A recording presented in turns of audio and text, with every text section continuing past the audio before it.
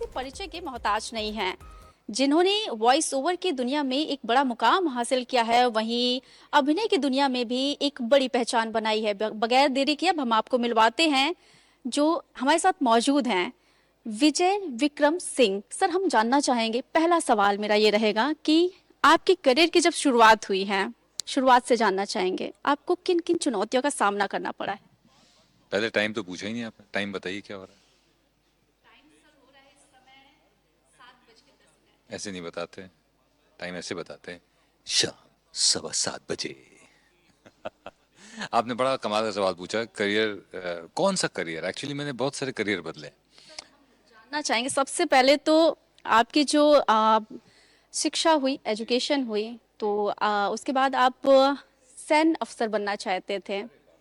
तो जी बिल्कुल सर, तो उसके बारे में शुरुआत करना चाहेंगे जी, सबसे। सैन्य अफसर बनने का जो सपना था वो शिक्षा के बाद का नहीं था, वो बचपन का था। तो मैं चाहता था कि मैं आर्मी में जाऊं। और शुरू से ही, बचपन से ही वो माइंडसेट बना रखा, तो मुझे लगता था कि मैं तो बना ही हूँ आर्मी के लिए। लेकिन 20-21 साल की उम्र में जब पहली बार इंटरव्यू कॉल आया, उसको एसएसबी कहते हैं, सिविल सिलेक्शन बोर्ड। तो एसएसबी कॉल आया तो मुझे लगा अब तो बस फॉर्मेलिटी है, फिर तो हो ही जाएगा। 5 दिन का प्रोसेस होता है। 5वें दिन जब अनाउंसमेंट्स हुए तो मेरा नाम नहीं था। आगे दो लोग का नाम था, पीछे वालों का नाम था। और उस दिन मैं टूट गया, क्योंकि बचपन से 19-20 साल से सपना आपने सजाया हुआ था, वो सडनली आपके आंखों के सामने टूट गया। मुझे पता नहीं था कैसे इसको हैंडल करें। उस फेलियर को नहीं हैंडल कर पाया। उस वजह से जो चुनौतियां आपने कही, वो चुनौतियां आई मुझे वो फेलियर ना हैंडल करने की वजह से। मैं डिप्रेशन में चला गया, मैं शराब पीने लगा, मैं भयंकर अल्कोहलिक हो गया। तकरीबन 20 साल से 26 साल की उम्र तक का जो दौर है, वो मैंने सिर्फ शराब पीकर काटा है। सुनने में आया था कि आपकी बॉडी ऑर्गन्स पे काफी इफेक्ट पड़ा था। बहुत ज़्यादा, इतना इफेक्ट पड़ा कि पैंक्रियास फट गए थे। पैंक्रियास फटने की वजह से मेरा लिवर और किडनी काम करना बंद कर दी। शॉक में चले गए। मेरे को 15% चांस मिला सर्वाइवल का। डॉक्टर ने कहा ये इसके बचने के चांस बहुत कम है, 15% चांस है सर्वाइवल के। और यही मैं बातें करता हूँ अपने मोटिवेशनल सेशंस में भी, कि ज़िंदगी आपको 1% भी चांस दे तो वहाँ से आप रीबिल्ड कर सकते हैं। मैं 15% चांस में 35 दिन अस्पताल में रहने के बाद बच गया। लेकिन वो जो 35 दिन थे, उसने मेरी ज़िंदगी बदल दी, मेरी सोच बदल दी कि जो है वो अच्छा है। उस 35 दिन ने मुझे सिखाया कि मन का हो तो अच्छा, मन का ना हो तो और भी अच्छा। जिंदगी जो है एक्सेप्टेंस और बेहतर हो, जिंदगी एक्सेप्टेंस का नाम है। वो मुझे थोड़ी सी झटके खाकर, मुंह के बल गिर के सीखने को मिला, पर सीखा। उस सीख ने मुझे बनाया वो इंसान जो आज मैं हूँ। उसके बाद मैंने एमबीए तो मैं कर ही चुका था उस दौर में। फिर मेरी एक सरकारी नौकरी लग गई, मैं एमएसटीसी में चला गया, पब्लिक सेक्टर अंडरटेकिंग में चला गया। मुझे लगा अब लाइफ सेट। लेकिन मुझे क्या पता था कि लाइफ मेरे सामने जबरदस्त गूगली फेंकने वाली। लगा कि आपको वॉइस आर्टिस्ट बनना है, क्योंकि कहीं से तो कीड़ा इसका लगा ही होगा। इसकी शुरुआत हुई इस सरकारी नौकरी के दौरान। किसी मित्र की, महिला मित्र ने मुझसे कहा तुम्हारी आवाज़ अच्छी। मैंने कहा नहीं, मैं गाना नहीं गा पाता। बोले अरे बेवकूफ़, गाने के अलावा भी बहुत कुछ होता है आवाज़ से। उन्होंने वो मुझे स्टूडियो ले गई और उन्होंने दिखाया कि देखो ये है दुनिया। और फिर मैं स्टूडियो में रिकॉर्डिंग मैंने ज़िंदगी में पहली बार करी। बहुत घटिया रिकॉर्डिंग थी ऑब्वियसली, क्योंकि आप पहली बार माइक फेस कर रहे थे। लेकिन उस माइक फेस करने ने मुझे बता दिया कि ये है वो चीज़ जो मैं ज़िंदगी में तलाश रहा था। ये है वो सुकून जिसकी तलाश में मैं था इतने सालों से। वहाँ से मुझे ये हो गया कि अब मैं इसको ट्राई तो ज़रूर करूँगा। नहीं सफल हुआ तो कोई बात नहीं। 3 साल नौकरी करते हुए मैंने तैयारी करी। तैयारी मतलब मैंने ट्रेनिंग ली, मैंने कॉन्टैक्ट्स बनाए, मैंने इंडस्ट्री को समझा। और फिर 2009 में, अप्रैल 2009 में, अपने बीवी के प्रोत्साहन से मैंने नौकरी छोड़ के ये काम शुरू कर दिया। डांस इंडिया डांस सीजन 1 मेरा पहला शो था। 2010 में, 1 साल बाद ही, मुझे बिग बॉस में नरेट शो के नरेटर का किरदार मिल गया करने को, दूसरी आवाज़ शो की। और तब से मैं बिग बॉस से जुड़ा हूँ और वहाँ से ज़िंदगी थोड़ी सी आसान हो गई। क्यों? अच्छा सर, एक सवाल ये रहेगा कि जैसा कि लोग जानते हैं कि बिग बॉस की जो आवाज है वो शायद बिग बॉस ही है, ये लोगों की भ्रांति है या फिर इसमें क्या सच्चाई है। एक तो बिग बॉस में 2 आवाज़ें हैं, एक कंटेस्टेंट से बात करती है, एक मैं जो ऑडियंस से बात करती है। दूसरी बात, शो को क्रिएटिव टीम चलाती है, आवाज़ें नहीं चलाती हैं।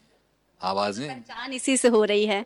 जरूरी है, उसका कोई मुझे मलाल नहीं है। लेकिन कभी कभी दुख होता है जब लोग ये फ़र्क नहीं समझते हैं और हर चीज़ के लिए हमको जिम्मेदार ठहराने लगते हैं। ठीक है, कोई बात नहीं। जब प्यार मिलता है तो साथ में थोड़ी सी अगर कांटे भी गुलाब के साथ आ जाएं तो गुलाब की खूबसूरती कम नहीं होती। तो वो कांटे भी स्वीकार, हाथ जोड़कर स्वीकार। कभी कभी थोड़ा लिमिट क्रॉस हो जाती है, लेकिन it's a small price to pay for the love that I get, so that's all right.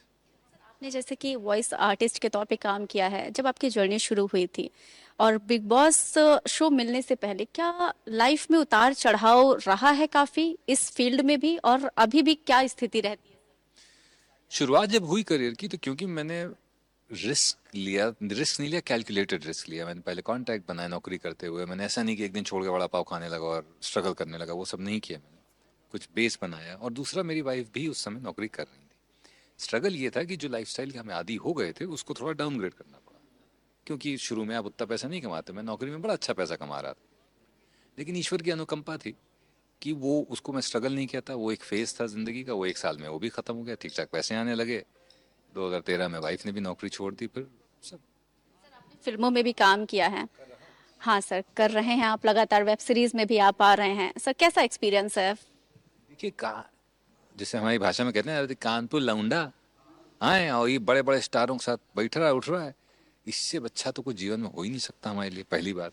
दूसरी बात, वो करते हुए मैं अभिनय कर रहा हूँ और ठीक ठाक कर ले रहा हूँ। ये मेरे लिए किसी सपने से कम नहीं है। तो मेरे पास तो सिर्फ और सिर्फ ईश्वर का शुक्रिया अदा करने का कारण है। सिर्फ और सिर्फ मैं ईश्वर का शुक्रिया अदा कर सकता हूँ कि उन्होंने मुझे इतनी कुव्वत दी और समय समय पर इतनी अकल दी कि जब भी कोई अपॉर्चुनिटी आई मैंने उसको मना नहीं किया। जब अभिनय का पहली बार आया तो मैंने ये नहीं सोचा कि यार करें कि ना करें, मैंने कहा चलो देखा जाएगा। जब करने लगा तो मुझे लगा कि ट्रेनिंग करनी चाहिए, तो ट्रेनिंग, और आज तब से आज तक ट्रेनिंग करता रहता हूँ, वर्कशॉप्स करता रहता हूँ। और ईश्वर की अनुकंपा है कि बड़े बड़े सितारों के साथ, बड़े बड़े प्रोडक्शन हाउसेस, बड़े बड़े डायरेक्टर्स के साथ, अब मैं जल्दी दूसरी फिल्म करने जा रहा हूँ सनी देओल जी के साथ। सनी देओल जी के साथ एक फिल्म मेरी आने वाली है और एक दूसरी फिल्म अभी शूट हम करने जा रहे हैं। तो कहने का मतलब ये है कि ये जर्नी कमाल की रही है। और इसके अलावा मेरे करियर के और भी आयाम है जो शायद आप नहीं जानती होंगी, कि बहुत कम लोगों को पता है। जैसे मैं ट्रेनिंग कराता हूँ वॉइस की और कम्युनिकेशन की, और मैंने शर्वरी वाघ, संजना सांगी, मैंने सुष्मिता मैम को भी टिप्स दिए हैं, वो मुझे टीचर बोलती हैं। मैंने इमरान हाशमी के साथ एक सेशन किया हुआ है वॉइस पर, उनकी अगली फिल्म के लिए। तो मैं एक्टर्स को भी ट्रेन करता हूँ। तो ये मेरे सपने जैसा है। और तीसरा, मेरा कैट में एमबीए के दौरान स्कोर था 93 परसेंटाइल। तो 93 परसेंटाइल में आई एम से कॉल नहीं आती है, आई एम से आती है 99 परसेंटाइल। पर ईश्वर की ऐसी अनुकंपा है कि पिछले 2 साल से मैं आई एम इंदौर में जा रहा हूँ कम्युनिकेशन स्किल्स की क्लासेस करने के लिए। मैं कंडक्ट करता हूँ, मैं टीचर, फैकल्टी, गेस्ट फैकल्टी के समझ लीजिए आप। तो एक आदमी जो एक समय शराब में मरा जा रहा था, एक समय जिसको जिंदगी के 15% चांस थे, जीने के 15% चांस थे, आज वो इतना कुछ कर ले रहा है। वही मेरे लिए बहुत है, वही मेरे लिए किसी नोबेल प्राइज से, किसी फिल्म फेयर से कम नहीं है। जब से आपने करियर की शुरुआत की तब से लेकर के अभी तक परिवार का सपोर्ट लगातार बना रहा आपके साथ? लगातार बना रहा, वो सपोर्ट नहीं है, वो हमारे साथ चल रही हैं, वो पिलर हैं। कई बार वो चलाती हैं, हम फॉलो करते हैं। करियर मेरा है पर वो हमें दिशा देती हैं। एक्टिंग का करियर में जब ट्रेनिंग की मैं सोच रहा था, तो 1 लाख फीस भरनी है, कैसे करेंगे करेंगे, वो जाके भरा ही, वो भरा ही जाकर, बोली जाइए करिए, पैसा वापस कर दीजिएगा हमें। तो वो पुश, जो धक्का मारना होता है ना, पॉजिटिव धक्का, वो वहां से मिलता है। जो युवा पीढ़ी आ रही है जो वॉइस आर्टिस्ट बनना चाहते हैं, आजकल हम देख रहे हैं सर, बहुत से ऐसे प्लेटफॉर्म हमारे पास उपलब्ध हैं जिस पर लोग अपना टैलेंट दिखा रहे हैं। लेकिन अगर एक आर्टिस्ट बनना है किसी को, खासकर अगर वॉइस आर्टिस्ट बनना है या फिर एक्टर बनना है, तो उसे क्या करना चाहिए? क्या आप सर उन्हें गाइड करेंगे? ये ग्लैमरस प्रोफेशन, तो अगर आप ग्लैमर की वजह से आ रहे हैं तो तुरंत चले जाइए, आप नहीं सर्वाइव कर पाएंगे। इसमें जो है बहुत घिसना पड़ता है, खून बहाना, खून मतलब लिटरली नहीं, पर खून पसीना बहाना पड़ता है। और कभी कभी बस टिके रहना पड़ता है, कभी कभी बस टिके रहना पड़ता है। विनीत सिंह, जिनको छावा से इतनी पहचान मिल गई, उनका एक उससे ठीक पहले इंटरव्यू आया था कि मैं कब तक स्ट्रगल करूँ। 14-15 साल से वो इंसान, उनकी किस्मत अच्छी थी कि उनको उसके तुरंत बाद एक ऐसी फिल्म मिल गई जो सुपर डुपर हिट हो गई।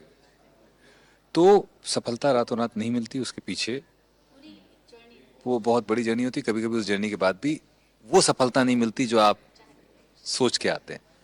तो लगे रहना है कन्विक्शन के साथ। सर अगर हम बात आपकी कुछ पसंद की कर लेते हैं, आपको खाने में क्या पसंद है, आपको घूमना कहाँ पसंद है, इसके बारे में हम थोड़ा सा आपसे जानना चाहेंगे। खाने में देखिए ऐसा है, उत्तर प्रदेश हम आते हैं, कानपुर लखनऊ आते हैं, तो खस्ता जरूर खाते हैं यहाँ का, वो मुझे बहुत पसंद है। उसके लिए मैं कोई भी डाइटिंग छोड़ सकता हूँ। मुझे जलेबी बहुत पसंद है, अब कम कर दिए, पहले तो मैं कभी कभी लंच करता था जलेबी और दही का। और मुझे नॉन वेजिटेरियन थोड़ा सा तंदूरी चिकन वगैरह बड़ा पसंद है।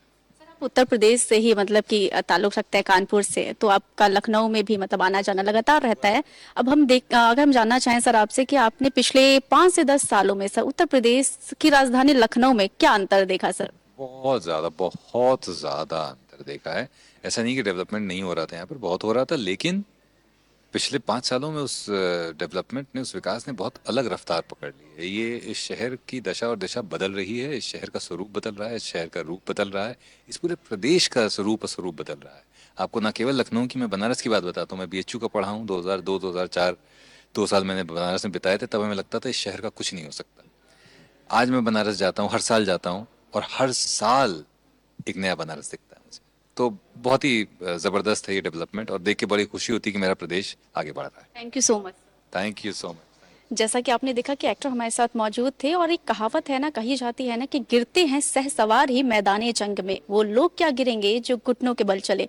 ये कहावत बिल्कुल सटीक साबित होती है इनकी जर्नी के ऊपर। जैसा कि देखा गया कि इन्होंने शुरुआती जर्नी में बहुत ही मेहनत किया, संघर्ष किया है। और ये भी कहा जा रहा है कि भाई अगर आप वॉइस ओवर आर्टिस्ट बनना चाहते हैं और साथ ही एक्टर बनना चाहते हैं, तो आपको अपनी जो नींव है वो मजबूत करनी होगी। वीडियो जर्नलिस्ट सुमित के साथ मैं अपर्णा शुक्ला, आज की खबर लखनऊ।